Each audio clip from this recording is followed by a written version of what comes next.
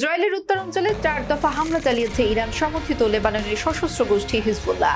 গাজায় ফিলিস্তিনি জনগোষ্ঠীর প্রতি সমর্থন এবং লেবাননের মাজদাল সেলেম ও বিদলা এলাকায় হামলার প্রতিশোধ হিসেবে এসব হামলা চালানো হয়েছে বলে জানিয়েছে গোষ্ঠীটি। বিস্তারিত থাকছে ডেস্ক রিপোর্টে। হিজবুল্লাহর দাবি, নেভ জিবে ইসরায়েলি আর্টিলারি অবস্থানে হাবুশিত মাউন্টেইনের এক সদর দপ্তরে, বেইত হিলেল ব্যারাকে, একটি ব্যাটালিয়নে এবং বায়াত ব্লিদা স্থাপনায় এসব হামলা চালানো হয়েছে। বৃহস্পতিবার কাতার ভিত্তিক সংবাদ মাধ্যম আল জাজিরার এক প্রতিবেদনে এ তথ্য জানানো হয়েছে।